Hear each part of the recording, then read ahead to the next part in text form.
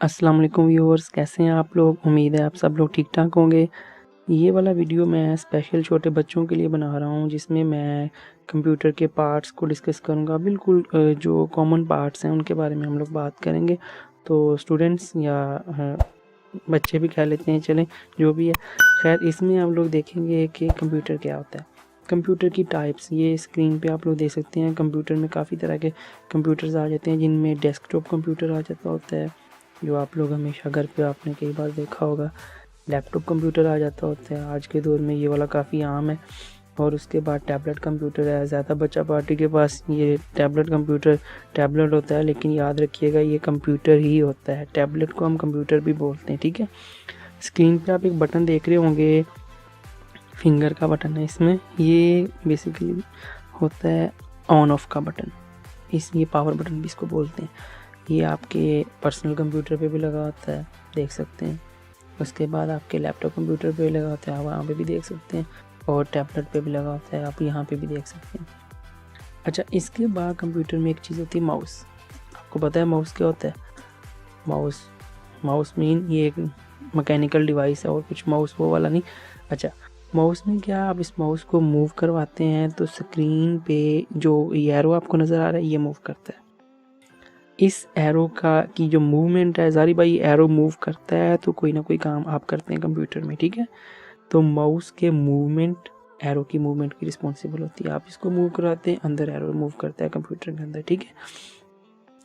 जो लैपटॉप होता है, लैपटॉप में माउस नहीं होता है, एक ट्रैक पैड होता है, टच पैड सॉरी इसको कह लेते हैं। यहाँ पे आप फिंगर से स्लाइड करते हैं, जैसे जैसे आपकी फिंगर इस पैड के ऊपर मूव करती है, उसी लिहाज से जो कर्सर होता है वो स्क्रीन में, लैपटॉप की स्क्रीन में मूव करता है। वेल, आप लोग सोच तो रहे होंगे कि टैबलेट में माउस कहाँ से आ गया। जी, टैबलेट में भी माउस होता है, लेकिन वो माउस नहीं होता, बल्कि आपकी फिंगर ही एज अ माउस काम कर रही होती है। आप अपनी फिंगर को मूव करवाते हैं और आपकी फिंगर की मूवमेंट माउस की मूवमेंट की रिस्पॉन्सिबल होती है। माउस की नहीं सॉरी, जो कर्सर की मूवमेंट की रिस्पॉन्सिबल होती है। याद रखिएगा, जो माउस जिसको आप मूव करवाते हैं, और कर्सर जो चीज़ कंप्यूटर के अंदर होती है, एरोस।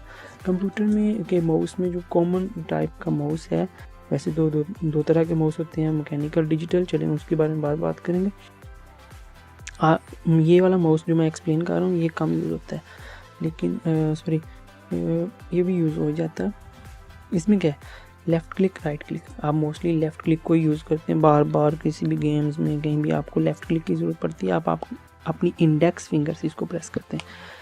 जो राइट क्लिक क्या है, इसको आप लोग यहाँ पे मैंने बताया किसी सॉफ्टवेयर के ऑप्शंस को ओपन करने के लिए यूज़ करते हैं। लेकिन मोस्टली अगर नहीं समझ लग रही तो आप अपने कंप्यूटर को जब रिफ़्रेश करते हैं तो सोचें, तब आप राइट क्लिक तो कर रहे होते हैं। स्क्रॉलिंग व्हील होता है, इसको आप लोग बहुत कम प्रेस करते हैं, लेकिन जब आप कोई सॉफ्टवेयर यूज़ करेंगे या करते हैं तो उसमें आप अपने माउस को, कर्सर को बहुत तेज़ी से ऊपर नीचे ले जाने के लिए आप इसको यूज़ कर सकते हैं। आपका जो कर्सर होता है, इसकी शक्लें आप लोग देखें कई बार बदल जाती होती हैं, कई बार हैंड बन गया, कुछ और बन गया, तो ये डिपेंड करती है सॉफ्टवेयर पे।